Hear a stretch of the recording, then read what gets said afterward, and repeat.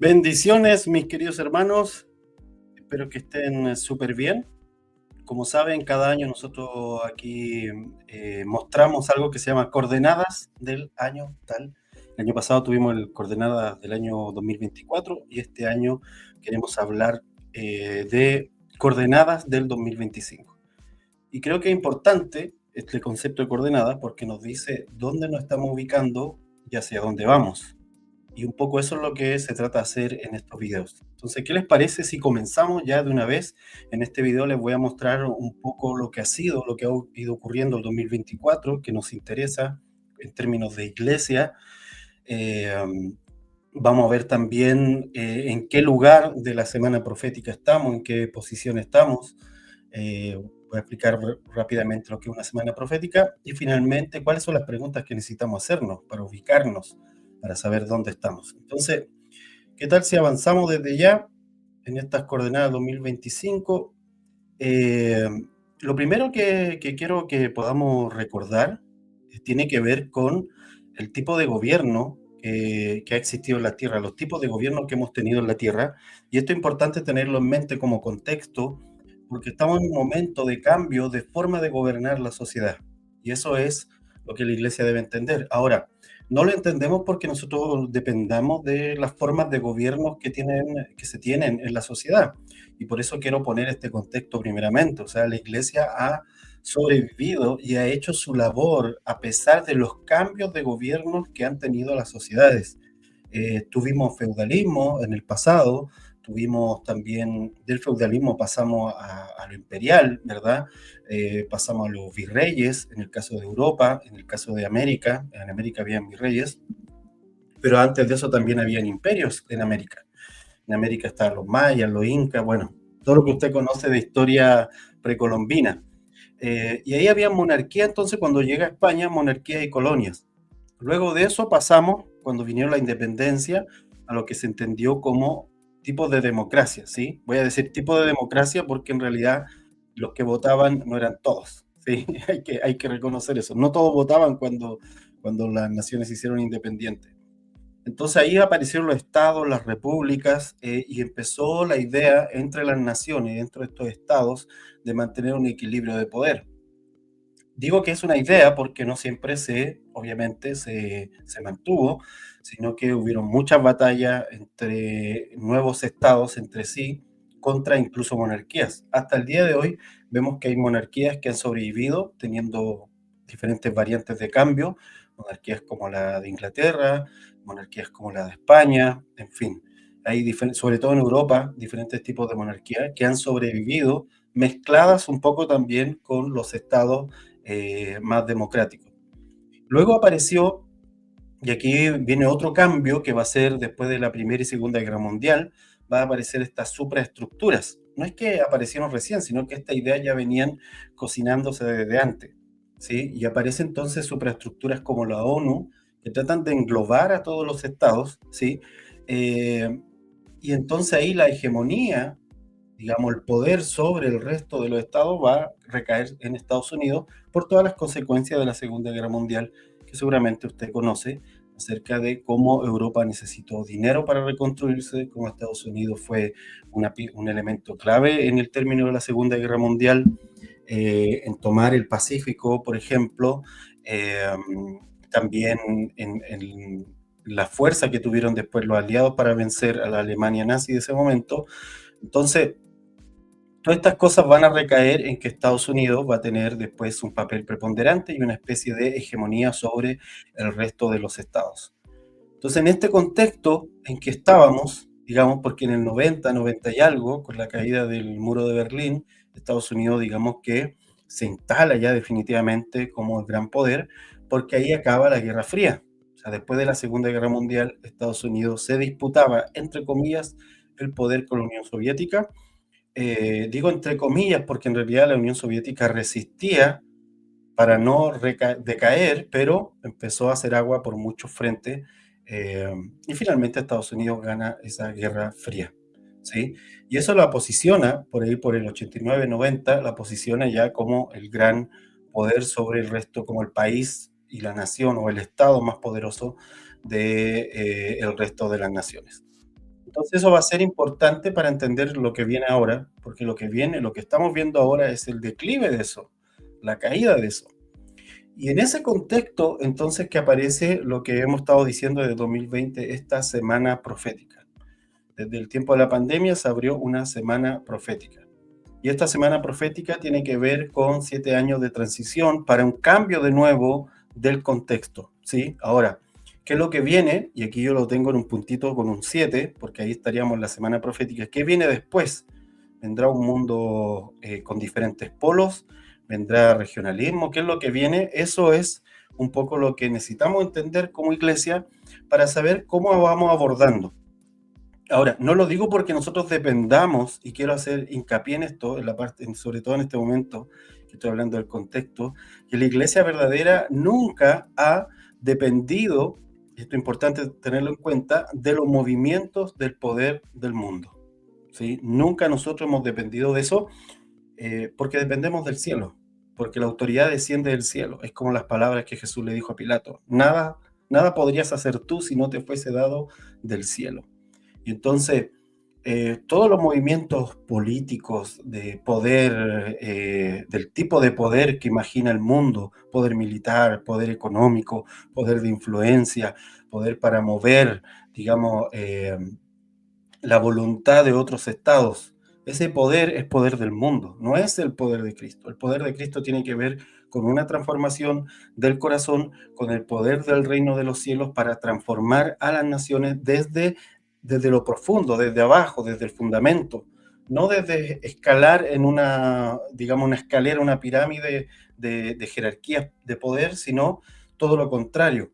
Jesucristo dijo: yo estoy entre ustedes como el que sirve. Entonces la iglesia funciona con una dinámica completamente diferente y eso es importante considerarlo.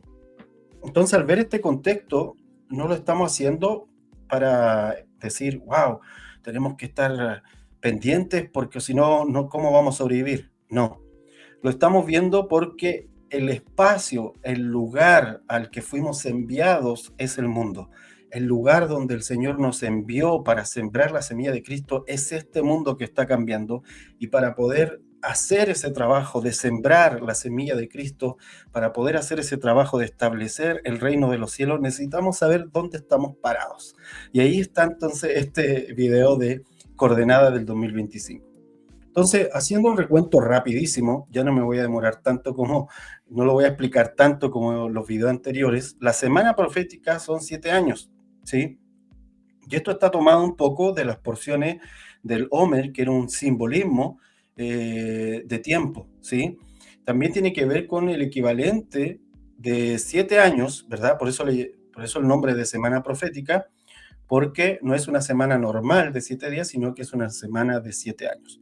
¿De dónde sale este concepto? De la conversación de Daniel con el ángel acerca de las 70 semanas, que ya se cumplieron, obviamente, en Cristo, ¿sí? Pero de ese concepto, semanas vistas espiritualmente, va a aparecer en diferentes momentos de la escritura, no solo cuando se conversa con Daniel, sino que podemos encontrarla en otros momentos de la escritura, que a veces Dios establece 7 años para hacer transiciones, o establece 7 años para establecer un tipo de juicio, o establece 7 años para depurar, por ejemplo, a la iglesia. Y esto es lo que llamamos una semana profética.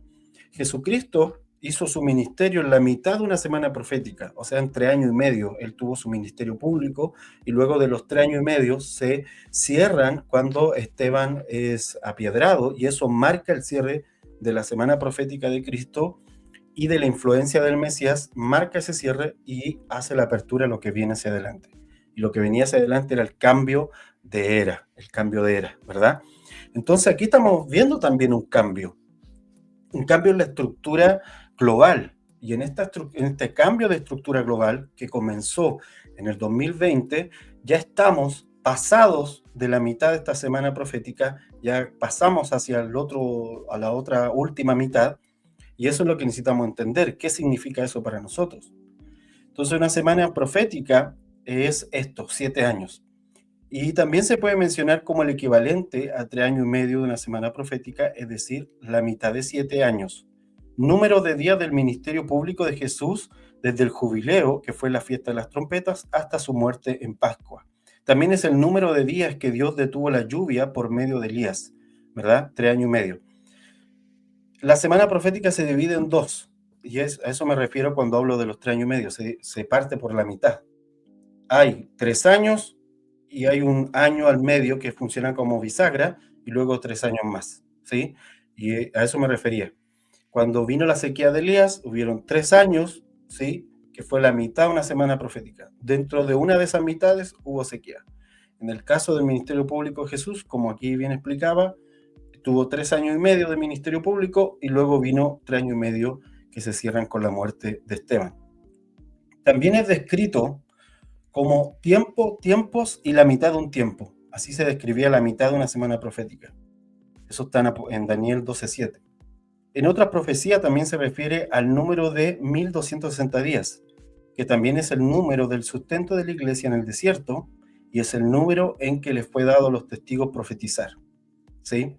Entonces, como ven, la semana profética no funciona como un solo bloque, funciona con dos mitades, ¿sí? Y estas semanas proféticas funcionan con 1260 días y luego 1260 días más.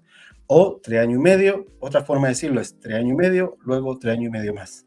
O tiempos y la mitad de un tiempo, luego tiempos y la mitad de un tiempo. Y ahí tenemos una semana profética. Son diferentes maneras en que aparecen en la escritura cómo se menciona estos 7 años. Ahora, nosotros dijimos que hubo una semana, que venía una semana profética. Esto vino de parte del Señor ya hace mucho rato, desde el 2019. De hecho, todavía no empezaba, nadie era encerrado en sus casas todavía cuando el Señor empezó a hablar de que eso venía. Entonces, cuando vino el 2020, ya todos los que entendíamos acerca de esto sabíamos lo que había que hacer y lo que no había que hacer también, y lo que se aproximaba. Entonces aquí le estoy mostrando esto, que lo he mostrado en los últimos años que han pasado, cómo sería esta semana profética, ¿sí? ¿Qué es lo que ha venido ocurriendo? Y hemos venido rellenando todo esto. Los primeros 3 años fue la cosecha, que era reunir el granero, ¿sí? Todas las semillas, reunirlas. Esa era la cosecha. La cosecha era reunir todo esto. Y ahí aparecen entonces las medidas de 3.5 que tenía que ver con la primicia. Entonces, del 2020 hasta el 2022 era sumamente importante comprender las iglesias en las casas, porque graneros son las casas, los graneros son las familias, esos son los graneros. Entonces, el juntar a las iglesias en casas, ya no en templos físicos, sino en casas, que eso sea más importante que el templo físico, que eso sea más importante que el salón, aunque ese salón no le digas templo, pero que sea más importante las reuniones más pequeñas como estos graneros. Entonces, eso era para 20, 21 y 22. Esos 3 años era importantísimo entrar en el entendimiento de lo que eran las reuniones en las casas. Amén. Ok, si usted no lo hizo, éntrale ahora mismo, y aquí vamos a ocupar lo que dice el Señor en Joel, que podemos recuperar tiempo, sí, te voy a restaurar todo lo que comió la oruga, el saltón, el revoltón, en fin, te lo voy a restaurar. Entonces pidámosle al Señor un espíritu de restauración para tomar todo ese tiempo que no hemos ocupado, si es que no lo ha hecho, desde el 2020 al 2022. Entonces, eso era lo importante. Porque cuando vino el 2022, ocurre algo que va a cambiar ya el movimiento global. Y lo que ocurre es la guerra en Ucrania. Por ahí, en este canal de YouTube, hay un video que se llama Ucrania, ¿por qué orar?, que fue hecho ese mismo año, explicando que Ucrania era la frontera. ¿La frontera de qué? La frontera de tiempo. Era el término, Ucrania significa de hecho frontera, pero no solo era una frontera física, sino que aquí era una frontera de tiempo, explicando que se estaban acabando los primeros 3 años y medio, estaban a su fin, y entonces luego venía la otra parte de esta semana profética. Y que esta frontera de tiempo también marcaba un fin de una forma de relacionarse de los diferentes poderes sociales, de los diferentes poderes políticos, de los diferentes poderes económicos. ¿Sí? Esto iba a ser un cambio radical.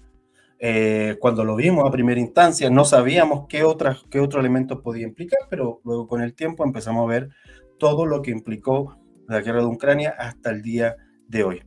Entonces, y el 2023 iba a ser el año bisagra y luego hacia adelante.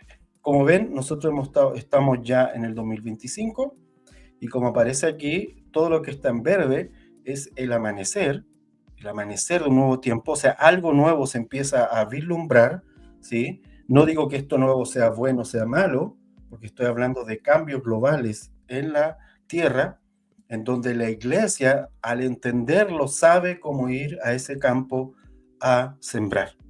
El campo donde tenemos que sembrar es el mundo, dice la Escritura. Jesucristo decía, los hijos del reino son la semilla que es lanzada. También dice en otro lugar, la palabra de Dios es la semilla que es lanzada. Al final es lo mismo, porque la palabra de Dios tiene que habitar en nosotros para que pueda ser sembrada. No es que yo siembre un papelito con un versículo y lo entierro en la tierra, no. La palabra de Dios es sembrada en el mundo a través de nosotros. La palabra que habita en nosotros es la que se siembra. Nosotros somos la semilla del reino sembrada en el mundo para que dé fruto y para que el reino se expanda. Entonces, es ese mundo, es ese campo el que debo entender. Y entender la semana profética en la que estamos es entender ese campo en el que estoy, para no ser una iglesia irrelevante, para no ser una iglesia que se queda en sus propias ideas y no entiende el campo al que fue enviado. Si algo es claro es que Jesucristo entendía perfectamente el campo, el momento histórico en el que él estaba cuando hizo sus 3 años y medio de ministerio. Y sabía perfectamente qué tenía que hacer y qué no hacer, no solo por revelación divina, sino porque entendía el contexto en donde él estaba. O sea, Jesucristo no fue a pedir una audiencia al emperador romano para predicarle. Jesucristo no fue a pedir una audiencia al sumo sacerdote del momento para predicarle. Jesucristo hizo aquellas cosas que él sabía que tenía que hacer, acorde no solo a la revelación del Espíritu, no solo a la revelación eterna, sino acorde también al momento histórico en donde él estaba, al campo en donde él estaba. Entonces, este es el campo, aquí está. Y así se está desarrollando, así está cambiando el lugar donde debemos ser sembrados. ¿Sí? Entonces, la guerra en Ucrania fue importantísima por muchos elementos que podríamos vislumbrar, pero este gráfico se lo mostré el año pasado y lo muestro no porque sigue vigente, como si fuese un juego de billar, ¿sí? La guerra en Ucrania fue esa pelotita que golpeó otras dinámicas en el mundo que se esparcieron por todas partes. Aceleración de las competencias estratégicas, por ejemplo, recesiones económicas, transiciones que empezaron a colisionar entre sí, empezó a ocurrir esta inoperatividad de los marcos de seguridad colectiva, y eso se ve graficado con todo el problema de migración, con todo el problema de delincuencia en algunas naciones, se nota en este punto. Empezaron a ocurrir crisis de acceso y garantía a los bienes básicos. O sea, lo primero que le pasa a Europa es que se queda sin gas, por ejemplo. Lo primero que le ocurre es que se empieza a quedar sin energía. Y entonces, ¿qué es lo que ocurre? Que las naciones empiezan a tantear cuáles son los límites, empiezan a buscar por dónde entrar con otra alternativa, empiezan a repensar el mundo que tienen enfrente porque ya no tiene las dinámicas que perduraron durante los 80 y los 90 y la primera década del 2000. ¿Sí? Todos esos años había una dinámica de por medio y esa dinámica ya no existe como tal. Hay elementos que han venido a ser disruptivos dentro de la dinámica global que han cambiado el campo donde la iglesia es sembrada. ¿Amén? Ok, entonces visualizar este concepto, visualizar este contexto, mejor dicho, es poder ver ese lugar donde tenemos que ir a hacer la misión que el Señor nos mandó a hacer. ¿Amén? Ok. Y entonces aparecen preguntas externas. Todos estos cambios, todos estos juegos, estas pelotitas volando, haciendo que todo se mueva, va a generar preguntas del mundo que la iglesia puede responder si la iglesia tiene el entendimiento suficiente para saber lo que tiene que hacer. ¿Sí? Se las muestro. Entonces, primera pregunta, y estas son preguntas que nos está haciendo a nosotros el campo, el mundo. ¿Qué diseño o estructura puede llegar a todo lugar y organizar a los pueblos desde su base en vínculos genuinos? ¿Qué estructura puede hacer esto? ¿Por qué? Porque las estructuras que organizan a las sociedades están siendo puestas en dudas. Están siendo puestas, está la pregunta si realmente pueden hacerlo o no, ¿sí? Entonces, ¿quién puede hacer esto? Bueno, una iglesia congregada fuera del templo, ya les voy a explicar más por qué fuera del templo, que pueda crear una cultura de sanidad, de amor y de justicia. La cultura se desarrolla, como bien su concepto lo dice, como un cultivo. La cultura se desarrolla como un culto, ¿sí? Y esto no se desarrolla en un templo. Esto no se da, digamos, en sí en el templo, se da en las casas. Las culturas se desarrollan en las casas, en las familias. Entonces, la medida en que Cristo sea el centro de las casas, que las congregaciones vuelvan a las casas, entonces se va a poder desarrollar una cultura que congregue y que desde las bases pueda empezar a organizar a los pueblos. Segunda pregunta, si la competencia de las potencias está en pleno auge, ¿qué diseño es contrario a esto? Porque en esta dinámica, en este cambio del mundo que estamos viendo, en donde China se pelea con Estados Unidos con Rusia, Rusia se hace amigo de China, China se hace amigo de India, India sigue siendo amigo de Estados Unidos, pero ahí están todos compitiendo. Esa es la dinámica de competencia, porque ya no hay un solo poder que gobierne todo. Entonces, a río revuelto, dice ganador de peces, pero en realidad, o sea, ganador de pescadores. Los pescadores en este caso son estas potencias que están tratando de ganar algo, de arrebatar algo de este mundo. Y están en esa competencia. Pero eso no es el espíritu de Cristo. Entonces, solo la iglesia de las naciones en cooperación, solo ante esa iglesia de las naciones que está en cooperación es que la tierra responde. O sea, la tierra responde a la hermandad en Dios. Amén. ¿Por qué digo esto? Porque, y aquí vuelvo de nuevo al punto que hablaba hace un momento acerca de los templos.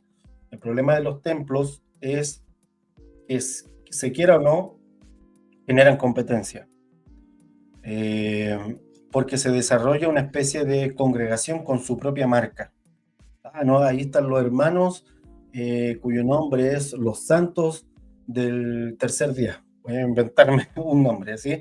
Los santos del tercer día, de la luz del tercer día, o los santos del séptimo día, del reposo y bla, bla, bla. Entonces eso genera una especie de grupo aparte, eso genera una marca también.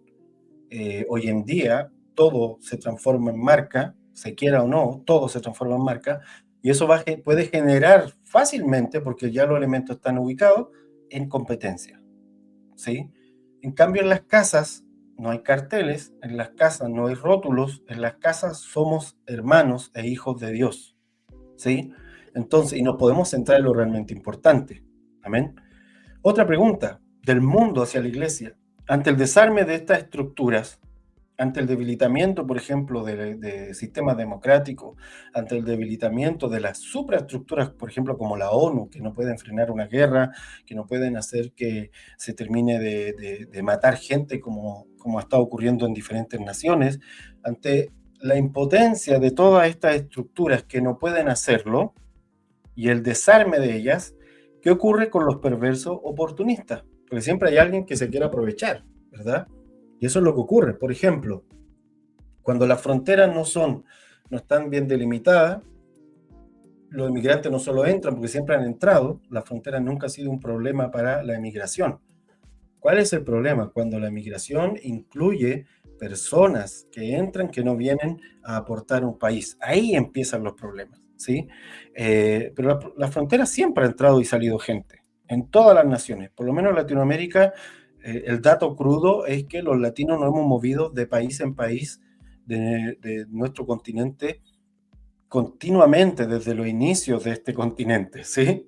Entonces, ese nunca ha sido un problema. El problema es cuando ese movimiento implica personas, a los que yo llamo oportunistas, ¿sí?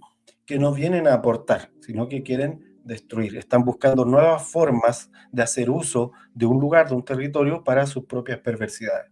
Entonces, sin embargo, una iglesia profética de verdad, y esto no digo que tenga un profeta esa congregación, sino que me refiero a que la congregación entienda la dinámica profética de cómo Dios gobierna, de cómo Dios ejerce su gobierno sobre un territorio, esa iglesia puede frenar a los hijos de Belial. Ahí, hijos de Belial, ¿qué es eso, hermano? Dele una vuelta, es un concepto que está en la escritura y se refiere a los perversos. Estos infectan las heridas de los pueblos, ¿sí? Con terrorismo, con narcotráfico, con dictadores, con gobernantes corruptos. O sea, aparecen estos oportunistas cuando las estructuras son débiles, cuando estas estructuras empiezan a perder fuerza, aparecen los oportunistas a buscar dónde meterse. Y entre eso está el narcotráfico, está el terrorismo, están dictadores, están, en fin, y hacen uso de las mismas heridas de los pueblos para poder legitimarse. ¿Ok? Y las últimas dos preguntas que hace también el mundo hacia la iglesia es cómo responder al descontento social, a la atomización de las sociedades, al aislamiento de los individuos y a las sociedades más ansiosas. Porque eso es lo que estamos viendo hacia afuera. O sea, hay un descontento social en los diferentes países. Volvimos a lo que ocurrió el 2019, no sé si lo recuerdan, por ahí también están algunos de los videos de este YouTube. El 2019 hubieron veintenas de países con conflictos sociales, con protestas, con barricadas, en fin. Chile fue uno de ellos, Ecuador también en ese mismo año, lo mismo ocurrió en Francia, y así podríamos seguir enumerando. Y entonces todas estas naciones que estaban en ese descontento, de repente, por causa de la pandemia, bajaron ese nivel, pero esto empieza de nuevo a emerger, está empezando de nuevo a aparecer, y hay un descontento social que nos llega a mucho cauce. ¿Por qué razón? Porque la sociedad también está atomizada, o sea, son muchas demandas y todas diferentes. De 100 personas, vienen 10 grupos de 10 con diferentes demandas. Si antiguamente, en los años 60, 70, 50, cuando se protestaba, venían con una sola demanda las 100 personas, ahora estas 100 personas están divididas en 10 grupos distintos con 10 demandas distintas. Entonces, esa atomización de la sociedad es producto de redes sociales, es producto de cómo se han atacado también ciertos fundamentos culturales, en fin, hay todo un tema acerca de eso. Entonces, también tiene que ver con el aislamiento de los individuos, cada uno de los individuos buscando su propio beneficio, buscando su propia ganancia y su propia sobrevivencia. Todo eso es orfandad. Entonces, la iglesia es la que puede responder a una sociedad que está en esta disyuntiva. ¿Cómo responder ante esto? Bueno, con la revelación del Padre, porque cuando el Padre se revela y yo soy hijo, si soy hijo, también soy hermano. Y si soy hermano, soy parte de una mesa, soy parte de una familia real que es el reino de Dios. Amén. Y en este reino de Dios, el Padre es quien nos dirige. Cristo es la cabeza que nos dirige. Y esto unifica. Y esto hace que dejemos esta actitud de huérfano, de querer sobrevivir por nosotros mismos. Amén. Entonces, esta revelación del Padre es algo que la iglesia puede entregar, ¿sí? Y que trae sanidad a las personas y puede establecer lo que llamamos la mesa de hermandad, ¿sí? Y por último, la última pregunta: ¿quién nos cuida y nos dará seguridad? Esa es la otra pregunta que el mundo está haciendo, porque en la medida en que todas estas cosas se empiezan a acrecentar, la gente empieza a hacerse esas preguntas. ¿Quién me va a cuidar? ¿Quién me va a dar seguridad? Mira, necesitamos más policía. No, necesitamos ponerle más muro a la frontera. No, necesitamos sacar a los militares. Y así, propuestas de ese tipo empiezan a aparecer y pueden sonar muy lógicas en lugares donde la violencia está descontrolada.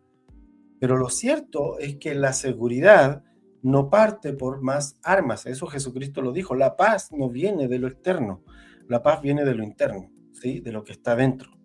Y ese cambio fundamental se da desde las bases, a largo plazo, en la medida en que la iglesia se involucra en el crecimiento de cada uno de sus miembros, ¿sí? En el crecimiento en amor, en el crecimiento en justicia de cada uno de los miembros de la iglesia, y estos a la vez se siembran en el mundo y van transformando ese mundo que está alrededor. Y pasa a ser de un campo lleno de polvo, lleno de maleza, a un campo fértil. Amén. El desierto se vuelve campo fértil cuando la iglesia se siembra en él. Ahora lo que tenemos es un desierto. Ahora lo que ve el mundo alrededor es un desierto, ¿sí? Desierto entre comillas, me refiero a un lugar caótico, un lugar seco. Voy a ponerlo de otra forma mejor, porque conozco desiertos muy lindos que sí tienen mucha vida. Ahora lo que hay es campo infértil. Ahora lo que se está buscando es quién tiene el poder en estos campos infértiles, ¿sí? Pero la iglesia puede transformar ese campo infértil en un campo fertilizado, ¿sí? Por las semillas de Cristo, por el agua de vida. Puede transformarlo. ¿Y cómo puede hacer esto? No con algo gigante. Y es que ese es el gran problema a veces que nos ocurre, que empezamos a creer que necesitamos grandes esfuerzos para hacer lo que Dios nos mandó a hacer, que necesitamos más herramientas para hacer lo que Dios nos mandó a hacer. Y no es así. Cuando Jesucristo envió a la iglesia, le dio todas las herramientas necesarias, les dio el poder necesario, le dio la autoridad necesaria para cumplir su tarea. Y ese poder y esa autoridad ya está en la iglesia. Lo que pasa es que hay que ejercerlo, de ahí viene la palabra autoridad, exousa, hay que ejercer esa autoridad según los parámetros que Jesucristo dio. Hay que ejercer ese poder para lo que Él lo entregó. Amén. No es un poder político. No nos sirve una iglesia con poder político. No nos sirve una iglesia con poder político. Ya escuché como 10 hay por ahí sonando a lo lejos. No nos sirve eso.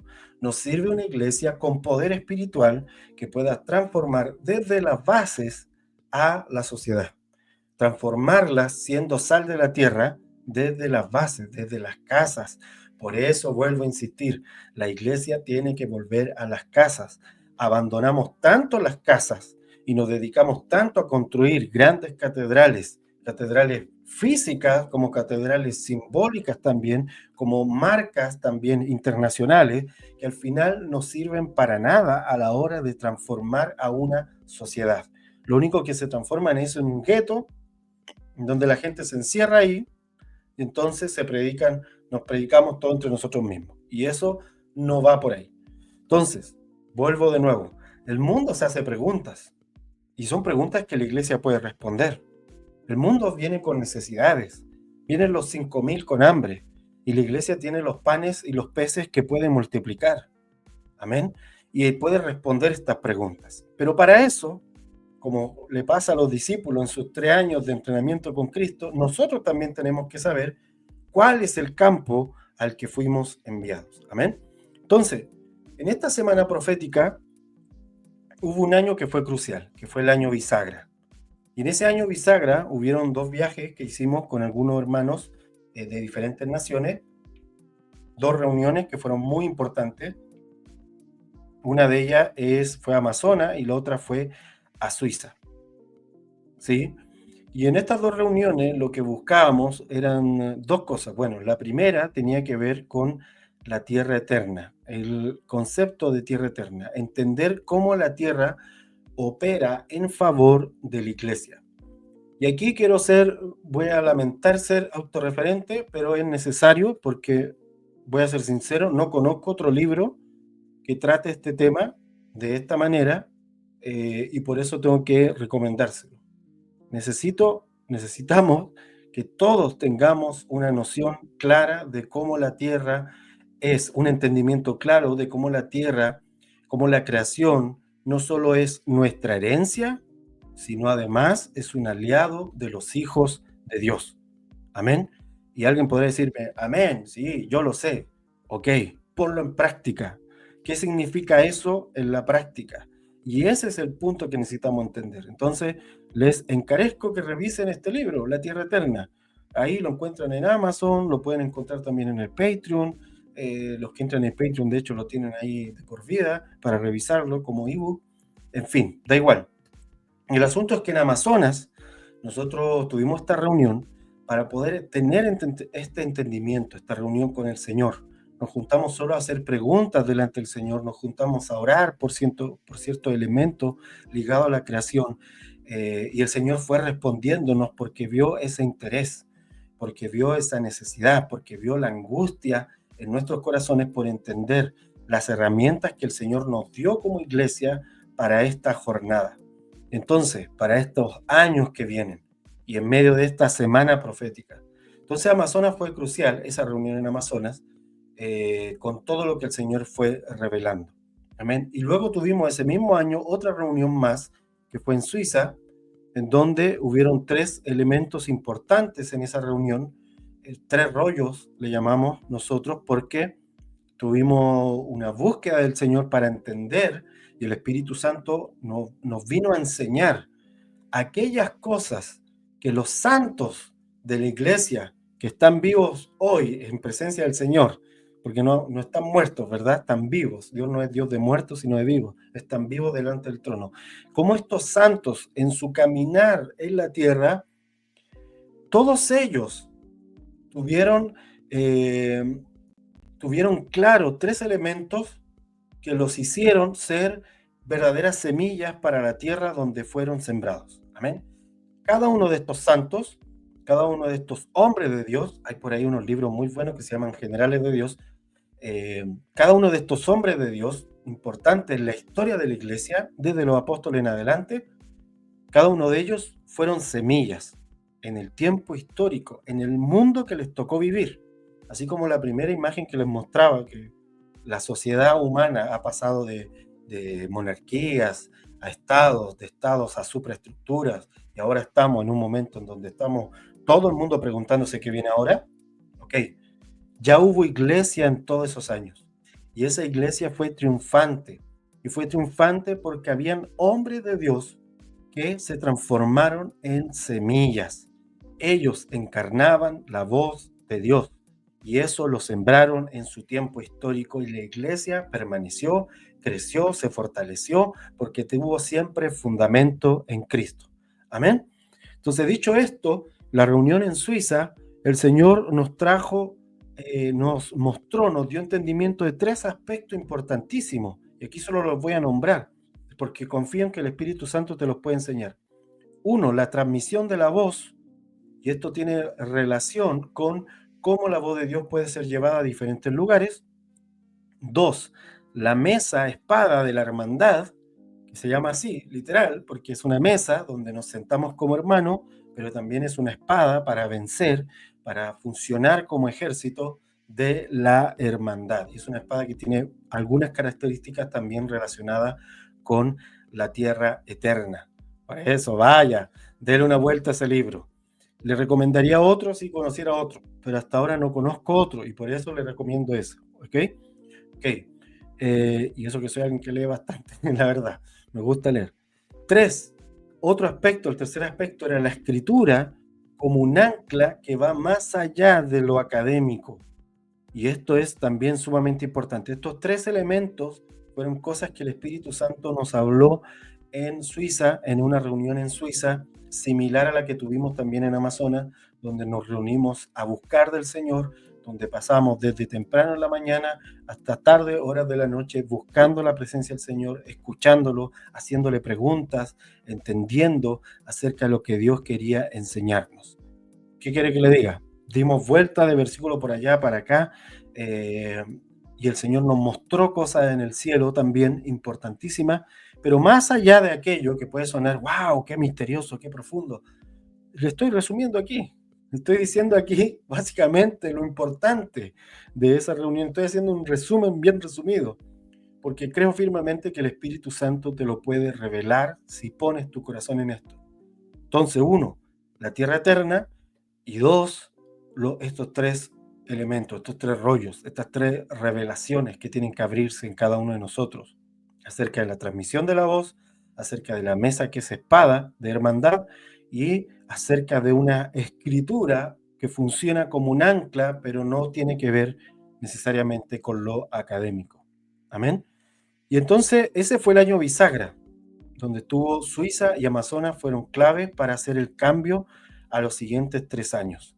Y así fue como pasamos al 2024. Si usted revisa el video anterior, coordenada del 2024, va a encontrar que cuando partió ese año, lo que dijimos que iba a ser clave eran que se iban a producir grietas que traerían diferentes formas de crisis a las que hacer frente. Escuche bien este concepto, grietas. Grietas, de hecho recuerdo que en ese video yo mencioné que era como la profecía, en donde dice, ¿qué ves? ¿Qué ves? Y él dice, veo un muro y veo una grieta, dice el profeta, que amenaza el muro y que en cualquier momento este muro se derrumba porque la grieta está amenazando el muro. Los chilenos sabemos de eso. Cada vez que hay un terremoto, tenemos que revisar nuestras murallas.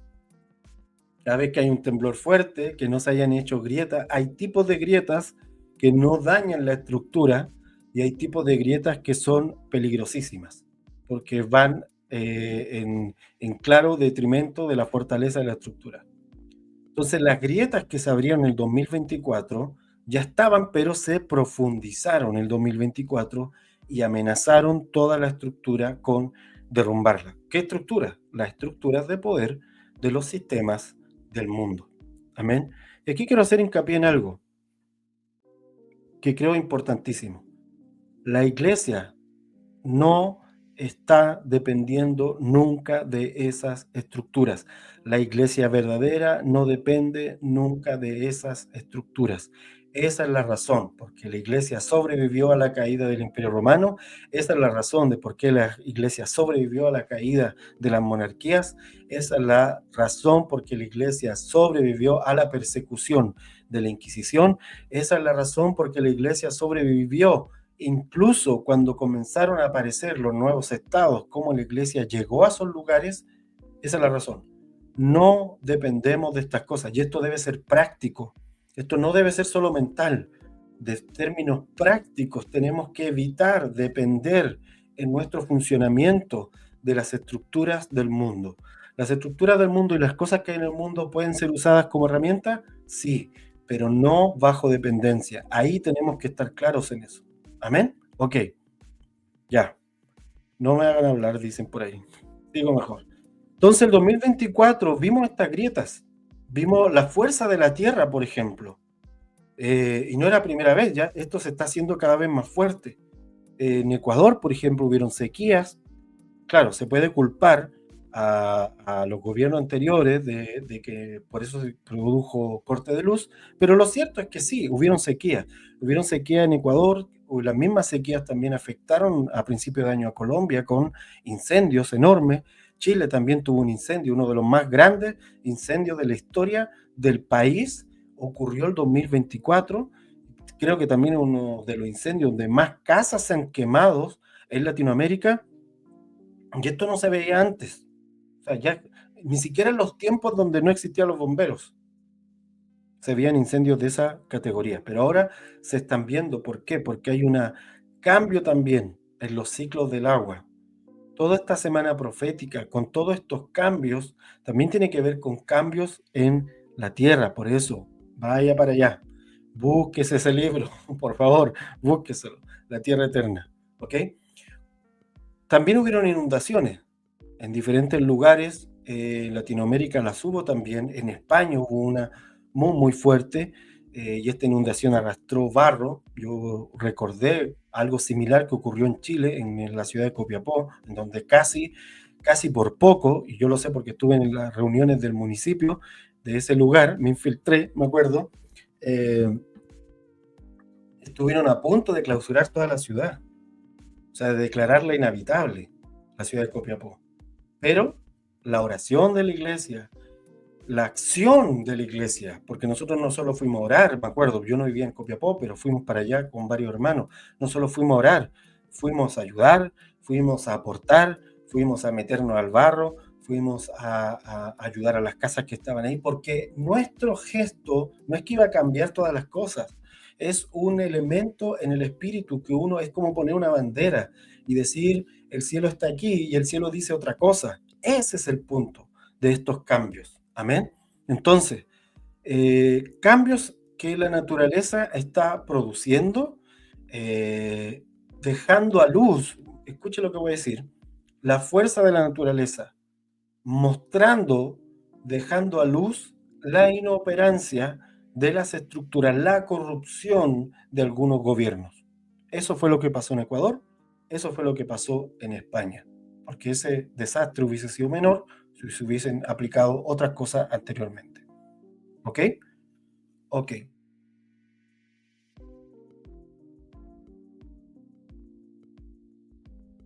Estas grietas traen nuevas crisis, ¿sí? Crisis democráticas, en el caso de Venezuela, eh, porque todo el mundo se pregunta, oye, ¿qué hacemos? Si ya todo el mundo sabe que aquí hay un dictador, todo el mundo sabe que esta cosa fue un fraude, ¿qué hacemos? ¿Qué se puede hacer? Y ahí es donde la gente empieza a hacer preguntas. Y yo vuelvo a reiterar, la iglesia tiene respuestas, la iglesia tiene respuestas y son respuestas a largo plazo.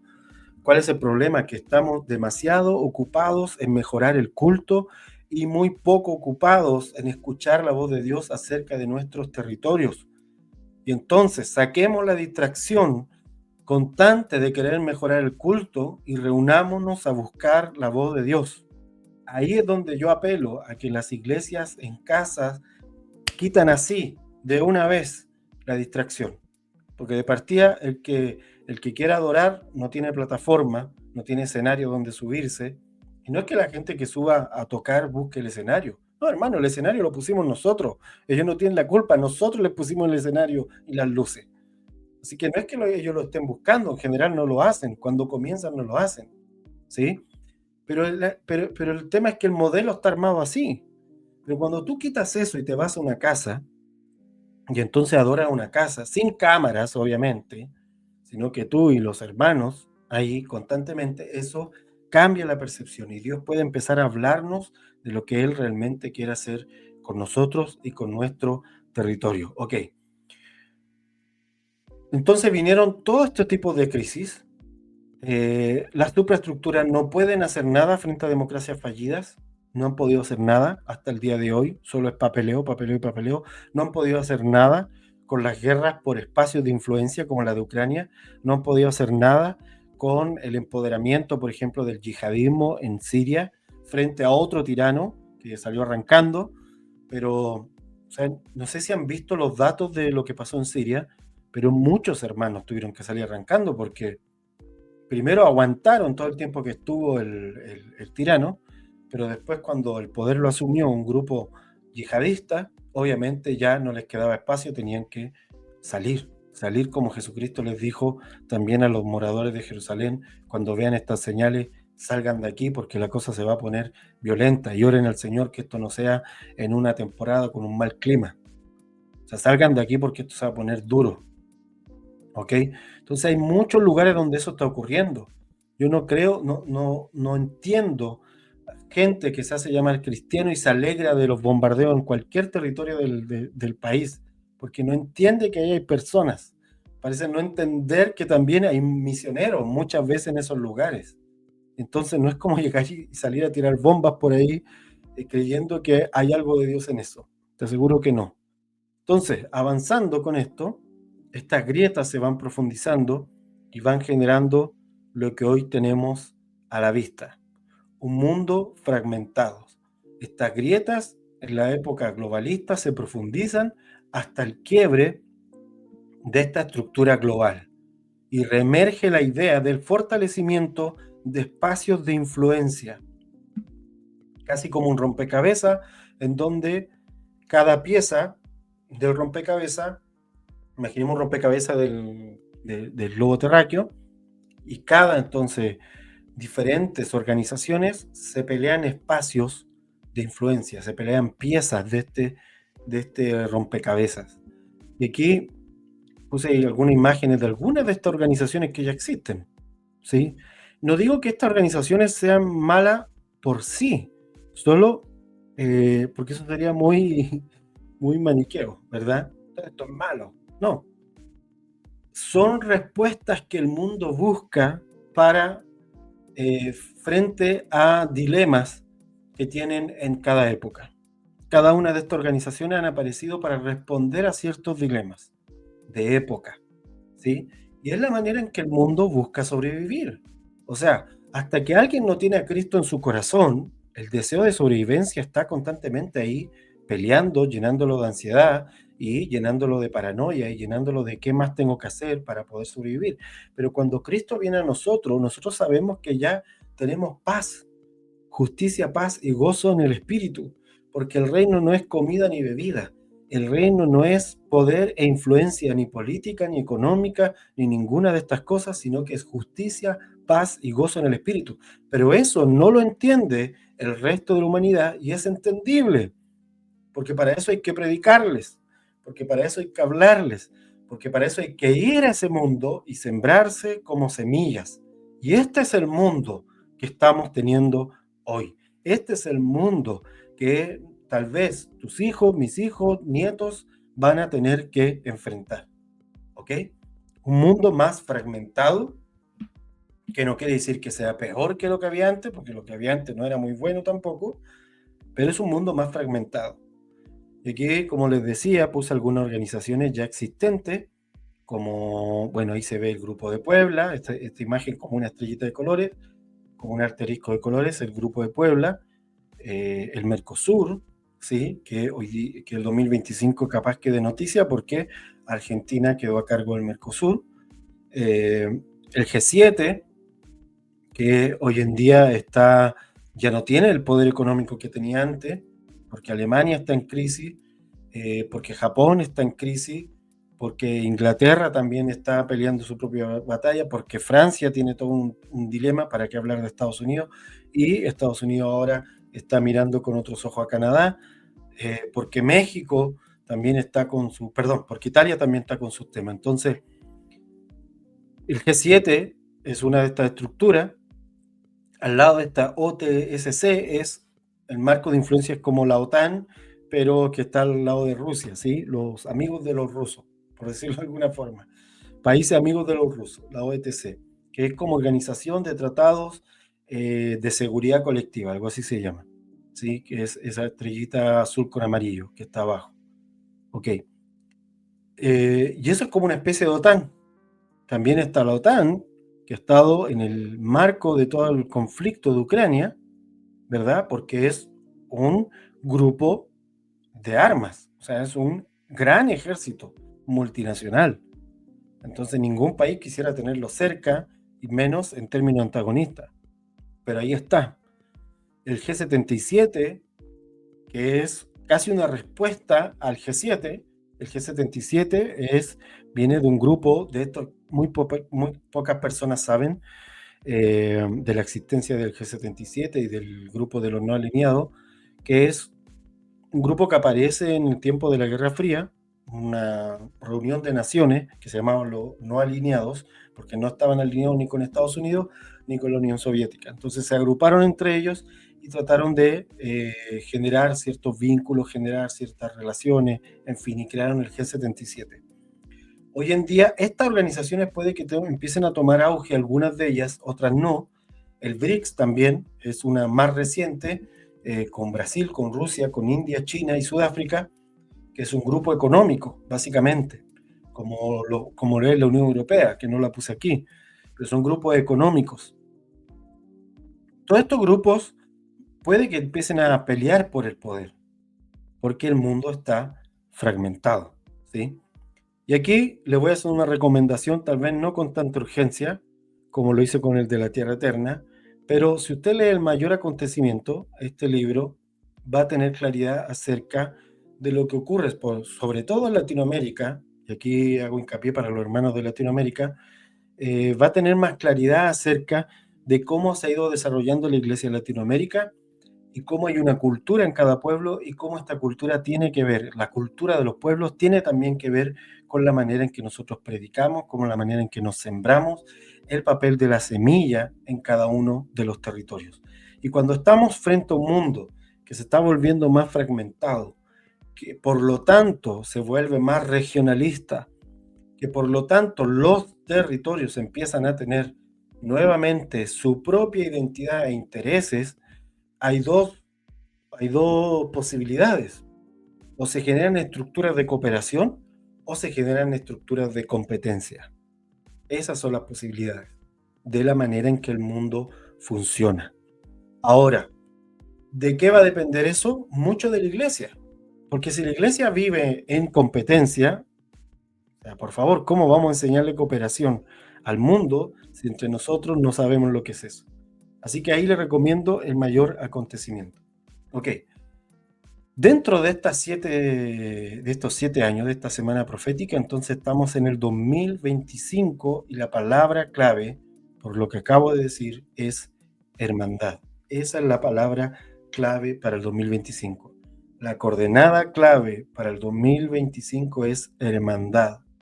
Frente a un mundo que se empieza a fragmentar, ¿cómo la iglesia puede tomar del poder de la unicidad, del poder de la unidad que viene del Espíritu Santo y ministrarle eso a las naciones? Esa es la gran pregunta. Amén. ¿Cómo le ministro esto al barrio donde vivo? ¿Cómo ministro esto a la ciudad donde vivo? ¿Cómo ministro esto a la nación donde vivo?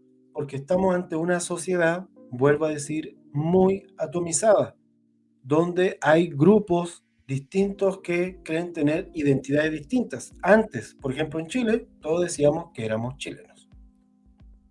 Y listo. Y ahí se acababa. En el año 60, si tú le preguntabas a un chileno qué eres tú, te va a decir soy chileno. En cambio, hoy en día, tú sales por la calle con un micrófono y alguien te va a decir, no, yo soy rockero. Otro te va a decir, no, yo soy ciclista. No, yo soy montañés. En fin, yo soy vegano. No, yo soy carnívoro. En fin, cada persona se va identificando con diferentes cosas y se van formando una atomización de la sociedad que empieza a aislarte. A eso le sumamos todo lo que hacen los algoritmos de redes sociales, todo lo que hacen los algoritmos de la web, en Internet, por ejemplo, en que nos va cada vez mostrando lo que cree que nosotros queremos ver, y entonces vamos quedando metidos en una gran burbuja que se repite los mismos elementos. Y eso va atomizando, eso va aislando a las personas. Eso hace que el papá le cueste más conectar con el hijo, porque si antes había una diferencia generacional, ahora esa diferencia se empieza a hacer abismante. Entonces, porque están hablando lenguajes completamente distintos en muchos ámbitos, no solo en uno, sino en muchos ámbitos. Ahora, no, es que te quiero compartir lo que jugamos cuando chico. No, el niño juega otra cosa muy distinta. Todos esos juegos que se traspasaban de padre a hijo por muchas generaciones, en el año 80 y 90 se empezó a desaparecer esa transmisión. Entonces, solo para darle ejemplos más locales, a lo que quiero ir, hay una unidad, que es la unidad del espíritu, que no tiene que ver con unidad mental, tiene que ver con una unidad teológica, no tiene que ver con una unidad ministerial en términos del lugar donde me congrego, no, es unidad en el espíritu. Y ese tipo de unidad hay que redescubrirla. Hay que hacerse las preguntas necesarias para entender qué nos está frenando para ser una iglesia que no dependa de una estructura piramidal para poder estar unida. Esas preguntas hay que empezar a hacérselas. Entonces, 2025, la palabra clave es hermandad. Amén. Lo mejor que puedo hacer es, estuvimos viendo, le decía antes que hay preguntas externas que el mundo le hace a la iglesia, pero ahora quiero mostrar las preguntas internas que nosotros deberíamos hacernos en presencia del Señor. Y aquí te aseguro, hermano, que si tú te haces estas preguntas en los primeros 3 meses de este año para ver qué es lo que Dios piensa acerca de esto y te pueda hablar a ti en tu realidad local, en tu realidad congregacional, en tu realidad territorial, amén, en tu realidad familiar, y puedas responder a estas preguntas delante del Señor, ¿sí? Estudiar en la Escritura incluso acerca de esto que te voy a plantear, son 7 preguntas, vas a estar muy preparado no solo para el 2025, no solo para ir y sembrarte en este campo que tenemos enfrente este 2025, sino también para el siguiente año 2026, porque ya está cerrando esta semana profética y puede sonar muy duro, pero los que hicieron los cambios pertinentes van a ser realmente la semilla que Dios va a sembrar. Los que se quedaron con el mundo anterior, lamentablemente, van a hacer lo que puedan hacer. Y hasta ahí no digo más. Entonces, volviendo a este punto de las preguntas, quiero mostrárselas. Estas son las preguntas necesarias a poder considerar. ¿Sí? Denme un segundo.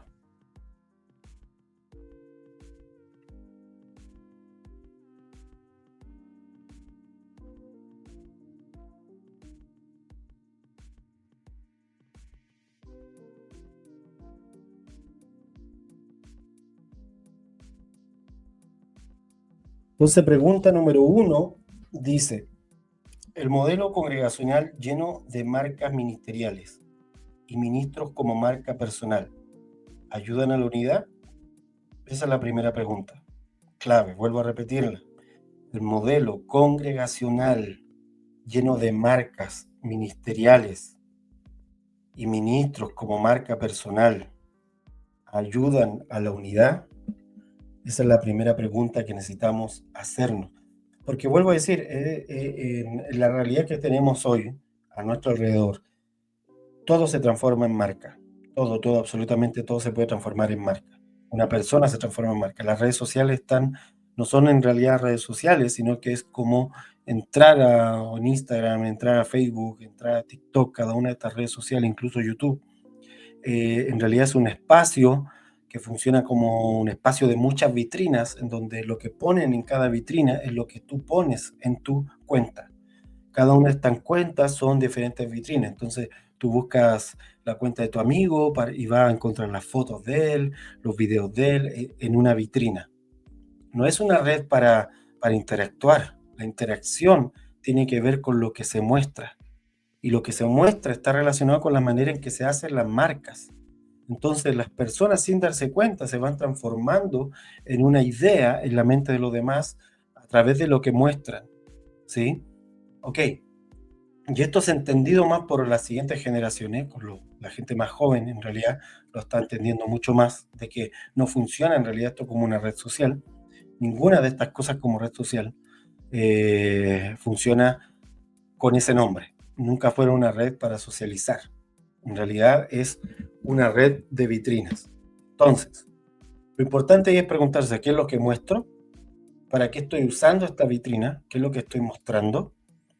Y segundo, cómo hago para que esto que muestro no se transforme en una marca, que sea un sello de aprobación para algo. ¿Sí? Que no se transforme como decía Pablo en Corintios, que se peleaban los corintios de forma muy carnal, diciendo, no, es que yo soy de Pedro, y otros decían, no, yo soy de Pablo, y otros decían, no, yo soy de Apolos. Entonces, para poder lograr eso, tengo que cerciorarme de buscar la manera de no transformarme en una marca, ¿ok? Y esto lo digo en términos personales, pero también lo digo en términos de congregacionales, porque las congregaciones de hoy son todas marcas. Todas tienen un logo, todas tienen una misión, visión, todas funcionan como una empresa, todas funcionan con un logotipo para establecer una marca tipo, para tener un grupo objetivo al que llegar, una sensación que producir, en fin.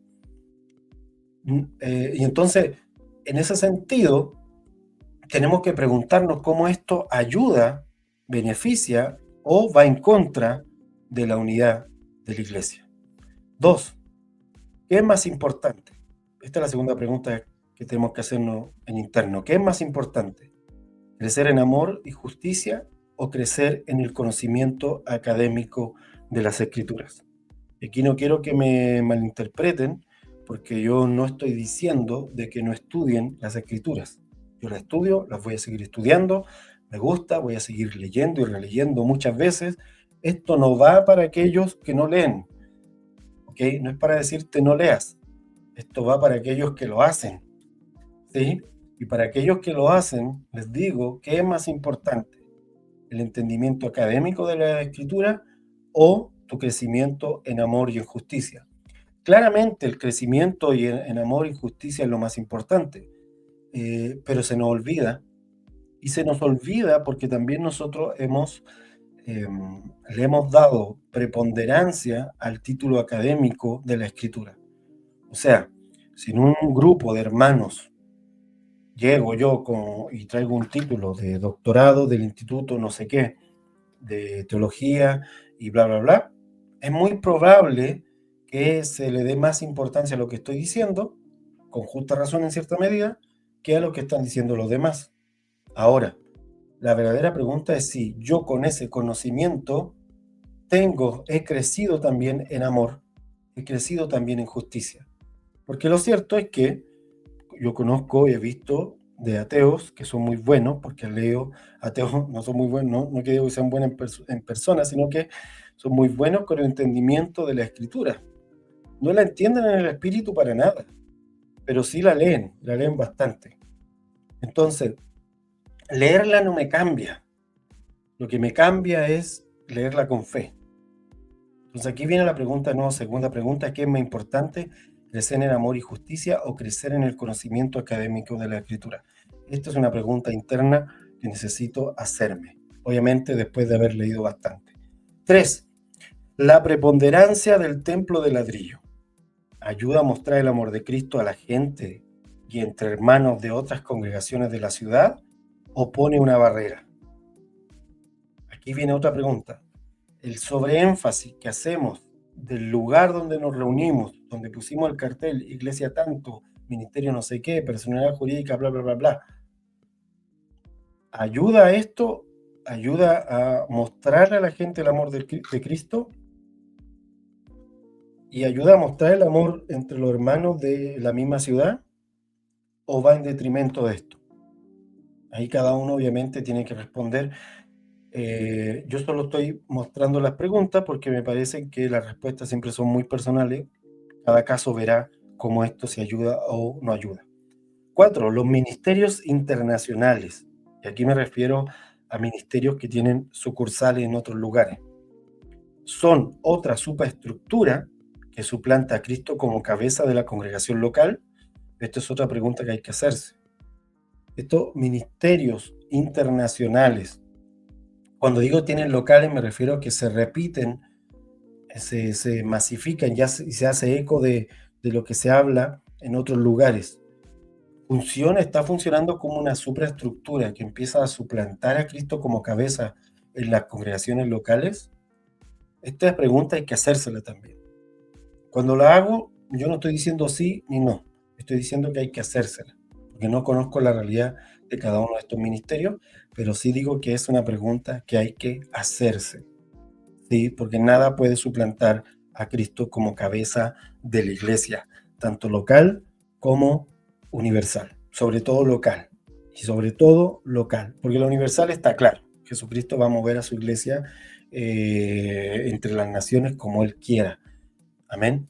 Si el tema está en las iglesias, en las congregaciones locales de los territorios, si ellos tienen la flexibilidad para escuchar al Señor y poder moverse libremente o necesitan siempre estar cumpliendo 5 o 6 parámetros de la punta de la pirámide de la que dependen. ¿O no? No lo sé, por eso pregunto, no lo sé. 5. ¿Los sistemas piramidales impulsan y exacerban la competencia? Esta es otra pregunta, porque si yo estoy en una congregación o estoy levantando una congregación y lo estoy haciendo en términos piramidales, debo hacerme esta pregunta. ¿Esto va a impulsar y exacerbar la competencia o la cooperación? Ok. 6. Si el mandato de Dios a la humanidad fue administrar la creación, ¿tenemos claridad de lo que eso significa? Esto es importante, y vuelvo a reiterar, que vaya por ese libro de la Tierra Eterna. Porque si a Adán se le dijo, administra la tierra, administrala, gobiérnala, ¿ven? Pero él no lo hizo porque cayó en pecado. Luego Jesucristo resolvió el tema del pecado. Entonces ahora nos toca cumplir el mandato que se le fue dado a la humanidad. Ahora, ¿entiendo de qué se trata ese mandato? ¿O solo creo que es explotar la tierra y destruirla sacándole todo lo que puedo? Y si no es eso, si digo, no, eso no es, entonces, ¿qué es administrar la tierra? ¿Sí? Y tengo que tener entendimiento de eso porque eso va a ser clave en estos últimos años.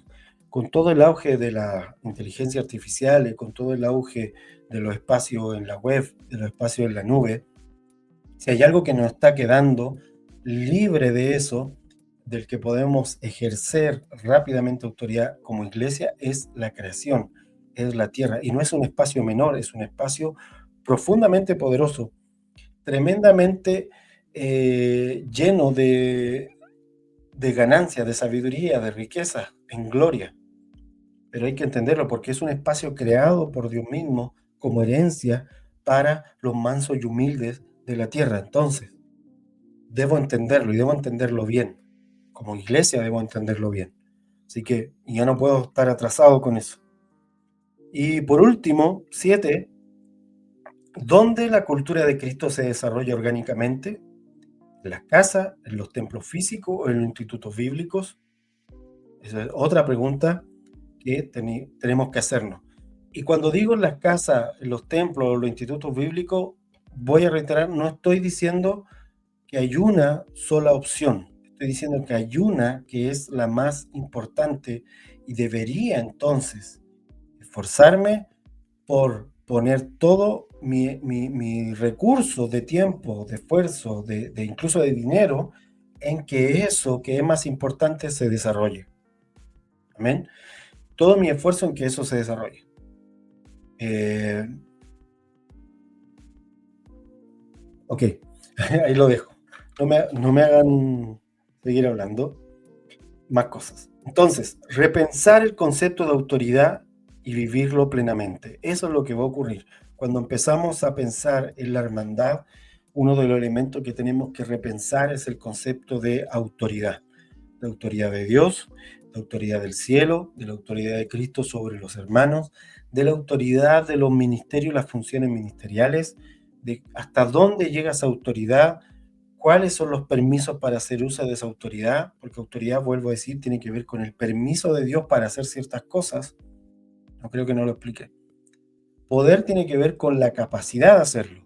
Autoridad tiene que ver con el permiso de Dios que va en aumento en alguien, ese aumento de autoridad, para ejercer ese poder que Él nos entregó. Entonces, ¿cómo debo ejercer ese poder? ¿Cuándo debo ejercerlo y cuándo no? Entonces tengo que repensar la autoridad en esta realidad que le estoy mencionando. Lo que necesito es repensar la autoridad, porque la palabra clave del 2025 es hermandad y el concepto de autoridad está ligado a la hermandad. Amén. Ok, con esto me despido. Ya saben, las coordenadas del 2025 la palabra clave es hermandad. Para poder entrar en este entendimiento, tengo que hacerme algunas preguntas y aquí les dejé algunas para empezar, estas 7 preguntas como para ir empezando a hacernos esas preguntas en los próximos meses. Y ese es el escenario en el que hoy estamos. Sean todos muy bendecidos. Nos vemos en otro video prontamente. Bendiciones.